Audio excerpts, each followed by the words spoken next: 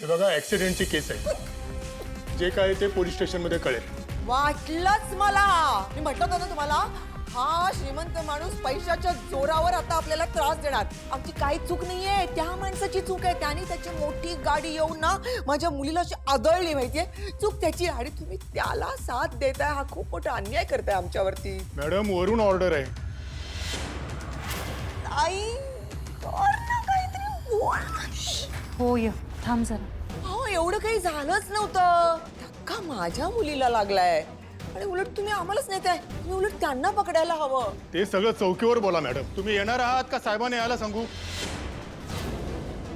कुठल्या पोलीस स्टेशनला यायचंय आम्ही?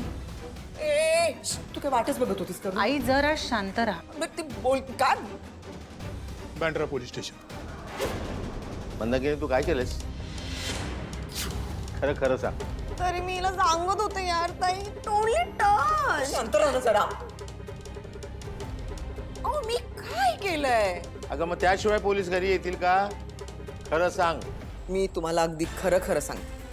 त्या मोठ्या गाडीवाल्याची एवढाली मोठी गाडी आपल्या मुलीला सुष्मिताला येऊन धडकली.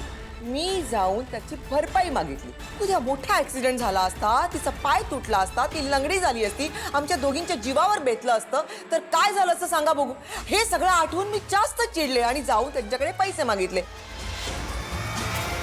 एवढा मोठा विषय होता का? दोघांमध्ये समंजसपणे समजून सांगायचं होतं, बोलायचं होतं, मिटवायचं होतं की नाही विषय? त्यांना कशाला सांगायला पाहिजे होतं? कशाला बोलवायचं त्यांना इथे? साहेब तक्रार कोणी केली आहे? समर राजवाडे. समर राजवाडेंनी? हो मॅडम, त्यांनी वरच्या साहेबांकडे तक्रार केली. आनंदी तू ओळखतेस त्यांना? ओळखतेस तू? देवा, नशीब आमचं. पोलीस जा, तुम्ही जा. मॅटर सॉल्व्ह झालेला आहे. आम्ही ओळखतो त्यांना. नाहीये ओळख, नाहीये. अहो बाबा, ते वृद्धाश्रमाचं जे काही चालू आहे ना आता, ते समर राजवाडेंनीच केस केली आणि आमची सगळी माणसं त्या समर राजवाडेंच्याच ऑफिसवर मोर्चा घेऊन गेले होते. सत्यानाश, तुला पण त्याचंच ऑफिस सापडलं होतं. म्हणजे त्या समर राजवाडेंनी हे मुद्दाम केलंय. हे सगळं तुझ्यामुळे झालंय स्वानंदी. मी हिला किती वेळा सांगितलं, 1000 वेळा डोकं फोडलं हिच्या समोर. वृद्धाश्रमांच्या गोष्टींमध्ये पडू नको, त्यांचं ते बघून घेतील म्हणून. पण ही एकदा ऐकेल ते शपथ ना, आमच्या जीवाचं काही बरं वाईट झालं असतं तर. एवढं सगळं त्याने केलं, चूक त्याची, आणि वरून तो आमच्यासाठी पोलीस पाठवतोय. चोर तर चोर आणि वरून शिरजोर. देव बघतोय, देव सगळीकडनं बघतोय. एक ना एक दिवसाचा हा मास, त्याची चुकी ना देव त्याच्या घशातच घालणार आहे. शाप आहे माझा त्याला. बघा काय बोलतेस तू मंदाकिनी? अगं तुझं तुला तरी कळतंय का? आई थांब ना जरा.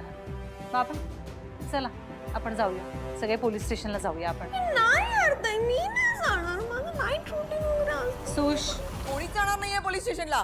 का जायचं? आम्ही नाही जाणार. आम्ही काहीच चूक केलेली नाहीये. नाहीये ना? मग कर. नाही ते डर कशाला? कशाला घाबरायचं त्यांना? जे काय आहे ते बघून घेऊ आपण. चला. नाही. मंदाकिनी पुरे चल. इन्स्पेक्टर साहेब चला, आम्ही येतो. हो का? ऐक माझं, चल अत्याचार होतो. चल. चला इन्स्पेक्टर साहेब. चला चला.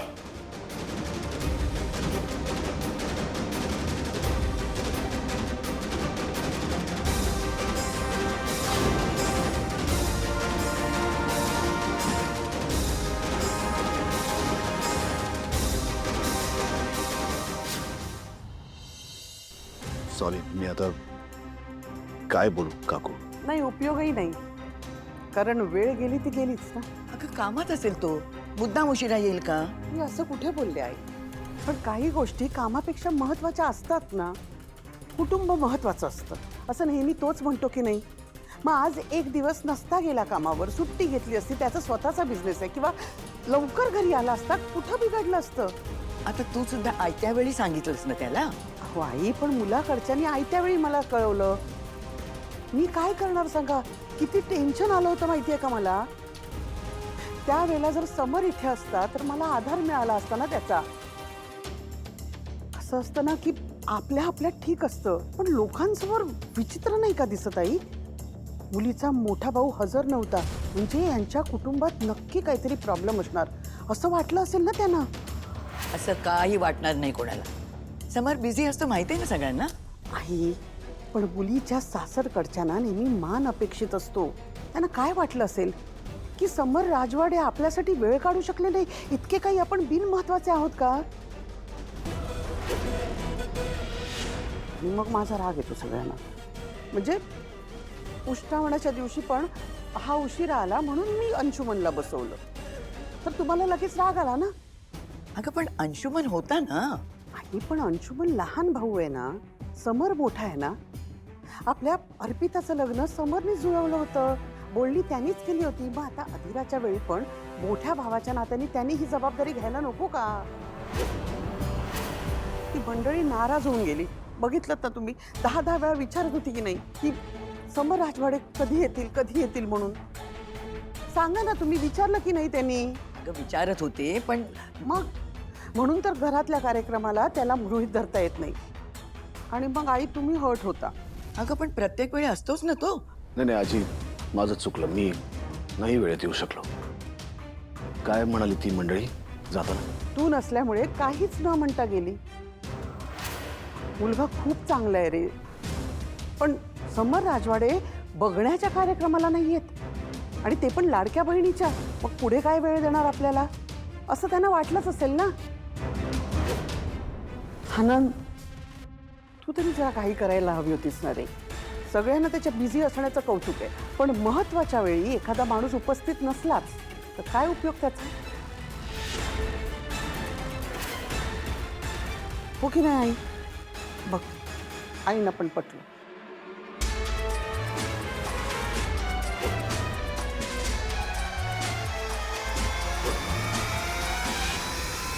मला लग्नासाठी बघायला मुलगा आला होता घरी, मला स्थळ आलं होतं, आणि हेच होऊ नये म्हणून मी तुला किती सांगत होते की आपण घरच्यांना सांगूया, पण नाही, सतत काहीतरी कारण देऊन तू थांबत होता.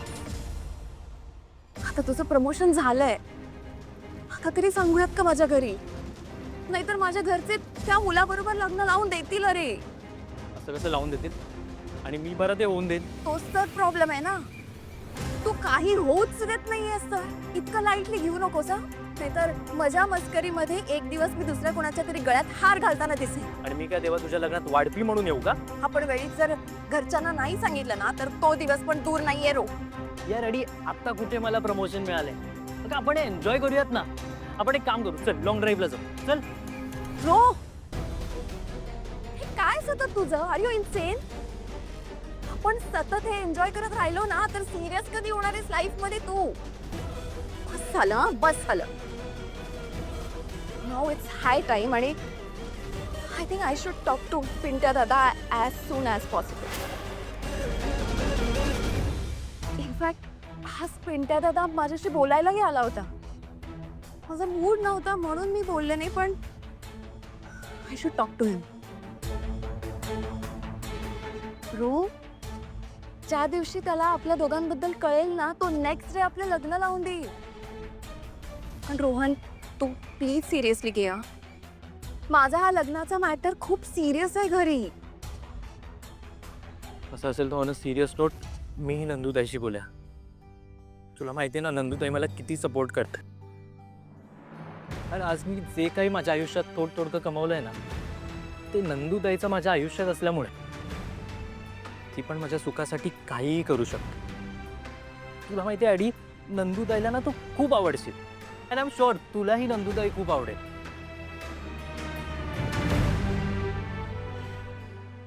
इंटरेस्टिंग. मला तुझ्या नंदूताईला भेटायचंय, पण त्याआधी I should talk to Pintya दादा. हो, तू बोल पिंट्या दादाशी, पण तुला माझी अट माहिती आहे ना? ए हॅलो, कसली अट? तुझी अटबीट कट करा. अरे मला माझ्या पद्धतीने बोलू दे त्याच्याशी. चालणार असेल तर सांग, नाहीतर मी हो बोलेल त्या मुलाला. ठीक आहे, मग मी पण माझा तो वेटरचा टेस्ट शिवायला टाकतो. आयडी यार.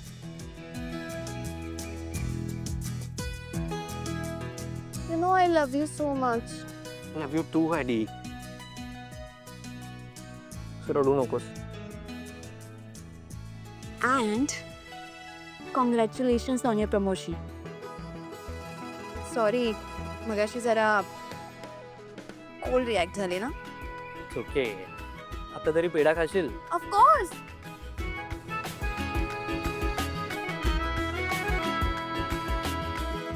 हा कमिशनर साहेब, काय झालं काम?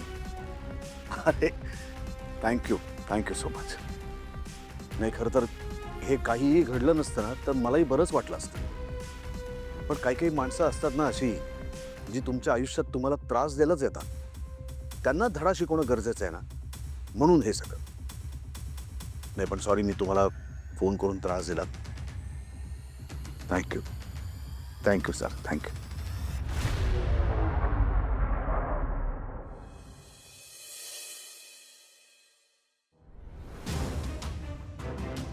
काकू एक मिनिट बोलू. प्लीज. मी ऐकलंय सगळं. आता मला तुला उशीर का झाला हे परत परत सांगू नको प्लीज. नाही, मी त्याच्याबद्दल बोलत नाहीये काकू. आणि मी त्याबद्दल किती वेळा सॉरी म्हटलं ना तरी डॅमेज इज डन. मला कळतंय ते. मला खरं म्हणजे अधिराशी बोलायचं, पण ती माझ्याशी बोलायलाच तयार नाही का. बाहेर गेली ती. बाहेर? इतक्या उशिरा? तिला वेळेचं भान असतं का? मनात आलं गेली बाहेर. डोक्यावर बसली आहे ती सगळ्यांच्या. आणि तू बसवलेस तिला डोक्यावर. तरुण मुलीचे किती कुठे कसे लाड करावे हे जरा समजून घे ना समर. तू जरा तिला कंट्रोलमध्ये ठेव. जरा बोल तिच्याशी. अगं पण ती मला भेटली तर पाहिजे काकू. मी मगाशी तिच्याशी बोलायला गेलो, तिने दार सुद्धा उघडलं नाही. तेच ना. कट कोणाचाही धाकच नाही ना तिच्यावर. आज तिचे वडील असते तर वागली असती का ती अशी? अशी हाताबाहेर गेली नसती ती. धाकात राहिली असती त्यांच्या. हे बघ, तू आता तिच्या वडिलांच्या जागी आहेस. वडील तिच्या नात्याने तू जरा तुझं ऐकायला लाव ना तिला. हे बघ, किती झालं ना तरी हे वय वेड असतं, मन ताब्यात नसतं. अशा वेळेला मोठ्याने थोडासा वाईटपणा घेतला ना तरी चालतं. नाही काकू, तुझं बरोबर आहे. अधिरा आली ना, मी बोलतो तिच्याशी. मग मी फोन लावतो अधिराला, बघतो काही कळतंय का. आलोच. आणि अंशू, ती आली की मला कळव प्लीज. हो दादा. आजचा दिवसच वाईट गेला. कुठल्या मुहूर्तावर अधिराला बघायला आले ते? नेमका तू नव्हतास. नाही तर तू असतास ना समर. खरं सांगते, आज साखरपुडा अगदी ठरवूनच गेले असते ते. पण आता काय झालं ना, तो मुलगा गेला परदेशी. आता सगळं लांबणीवर गेलं. काकू, I am sorry. I am really very sorry. मी एक काम करतो, हवं तर मी स्वतः भेटतो त्या मुलाला जाऊन. किंवा मी अधिराला घेऊन जातो लंडनला. कर प्लीज काहीतरी कर प्लीज. करतो मी काकू, बघतो काहीतरी.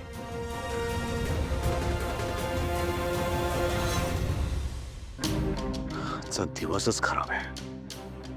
ती बाई त्या गाडीच्या मध्ये आली नसती ना तर तिचा विचार जरी आला ना डोक्यात तरी रक्त खवळतंय माझं. समर, आता ना उगाच तो विषय घेऊन अपसेट होऊ नकोस. तिला भोगावं लागणार आहे सगळं. भोगावं लागणारच आहे.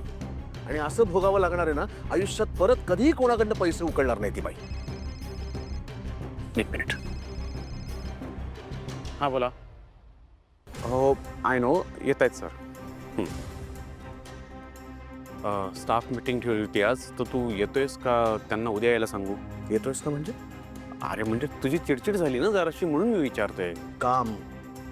काम करत राहणं हाच एकमेव चांगला उपाय या सगळ्या गोष्टींवरचा. कुठल्याही गोष्टीवर फक्त काम करत राहणं हा उपाय कसा काय असू शकतो मला कळतच नाही. कशावरचाही झोप हा सगळ्यात उत्तम उपाय आहे. मग तू झोप. असे डोळे उघडे ठेवून तू तेच करत असतोस. मी चल काही काय वाटेल ते बोलतो यार. काय अर्थ आहे का? कशाला बोलवून ठेवलं? आम्ही काय का आता केलेली? आम्हाला काय कर. स्वानंदी, आई सावकात. बघ ना, स्वानंदी नुसतं बसवून ठेवलं का आल्यापासून. माणूसकीच नाहीये या लोकांना. बसून नुसती पाठीला रग लागली, पाठ दुखायला लागली माझी. काहीच कळत नाही या लोकांना. असं बसवून ठेवायचं असतं. ताई नमस्कार. ताई, बसवायचं आहे तर ते भयकुट्यावर कशाला बसवता हो? जरा खुर्चीवर बसवा की. खरंच आम्ही काही चोर नाही आहोत. आम्ही काहीच केलेलं नाहीये. खरंच आम्ही खूप चांगली माणसं आहोत. खरंच सांगते मी. आपण चांगली माणसं आहोत की नाही? आम्ही असं काहीच केलेलं नाहीये. अहो सांगते ऐका ना जरा. हे बघा माझी मुलगी उद्याची टॉपची मॉडेल आहे माहितीये. तिला असं पोलीस स्टेशन मध्ये कोणी बसलेलं बघितलं तर काय म्हणेल सांगा बघू. मग कशाला भानगडी करायच्या? भानगडी कसं बोलताय हो तुम्ही? मी तुमची तक्रार करेन ना. नंदुताई ते खूप मॉस्किटोज आहेत. सांग ना त्यांना सोडायला. हो हो तुम्ही दोघी जरा शांत बसता का जरा? अगं हे सगळं सांगून थकलो मी. आरडाओरडा करून काही होणार नाही, जरा शांत राहाल का? मी काम करते, मी ना बाहेर थांबते हा. म्हणजे माझे गाणं ऐकत बसते, म्हणजे माझा स्ट्रेस कमी होईल. आणि आय जस्ट होप की माझे इथे कोणी फोटोज नाही काढणार. अगं इथं कोण येणार आहे तुझा फोटो काढायला? अहो उद्याची सेलिब्रिटी आहे ती. कोणी फोटो काढू शकतं. काय होईल मग? कधीपासून बसून गेलो, कोणी विचारत सुद्धा नाहीये. पुतळा झालाय पुतळा. आई ऐक ना, तू इतका त्रागा नको करून घेऊस. तू बस, मी बघते. बाबा त्रास झालाय का तुम्हाला खूप? नाही ग, या लोकांनी आम्हाला कसलाही त्रास दिलेला नाही आहे. आता शेवटी हे पोलीस स्टेशन आहे, हे काय हॉटेल नाही, त्यामुळे थोडीफार गैरसोय होणार. नंदू, आपण काय केलं म्हणजे ते आपल्याला सोडतील हे त्यांना एकदा विचार ना. हो मी विचारते, थांबा. महाले साहेब ऐका ना, हे असं किती वेळ थांबावं लागेल हो आम्हाला? आम्हाला नाही माहीत. म्हणजे ते आम्ही नाही ठरवत, आमचे साहेबच ठरवतात. ते आम्हाला सांगतील तसं आम्ही करू. पण मग साहेब कधी येतील? माहीत नाही. तुम्ही एक काम करता का, त्यांना एक फोन करून विचारा ना. मॅडम साहेब येतील तेव्हा येतील, तुम्ही थांबा जरा. अहो तुम्हाला सांगतो, त्या बाईच मुद्दाम आल्या आमच्या गाडीसमोर. अशा बायकांना सवय असते पैसे उकळायची श्रीमंत लोकांकडून. 5 रुपयाचं सुद्धा लागलं नव्हतं, पण 15 लाख मागितले आमच्याकडे. नाही दिले आम्ही. मग सुरू झाला आरडाओरडा, तमाशा. मी तुम्हाला डॅश कॅम दाखवतो, मग तुम्हाला कळेल. हे बघा बघा. हो 0च्या स्पीडने गाडी आहे, कसा काय कोणाला धक्का लागेल सांगा ना तुम्हीच. आणि हे बघा पुढे बघा, पुढे बघा, पुढे बघा. आम्ही तिथून निघून गेल्यावर ती मुलगी ताडकन उभी राहिली आणि सरळ चांगली पद्धतशीर चालत गेले. हे बघा, यांच्या गाडीच्या कॅमेऱ्यात स्पष्ट दिसतंय, एक बारीक धक्का सुद्धा लागला नाही. आणि एवढे पैसे मागितले, असं कसं कोणी देईल? असं कुठं असतं का? 1.5 वर्षापूर्वीपर्यंत हे सगळे रिपोर्ट्स खूप चांगले आहेत, गेली 1.5 वर्ष. पण मग गेल्या आठवड्यात सेल्स ड्रॉप का झाले?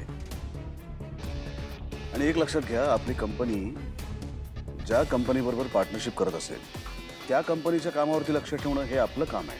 प्रश्न आपल्या कंपनीच्या रेप्युटेशनचा आहे. त्यामुळे समोरची कंपनी जर काही गैरप्रकार करत असेल तर आपल्याला अशा कंपनीशी असोसिएट व्हायचं नाही.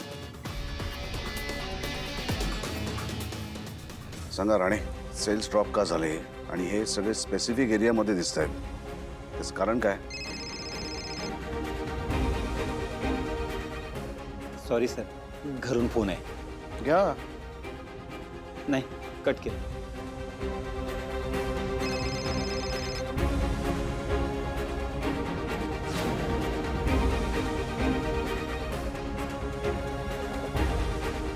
झालं? तर राणे सांगा, या सेल्सवरती परिणाम झाला आहे तो पावसाळ्यात झालेला दिसतो. त्या पावसामुळे सेल कमी झालाय का?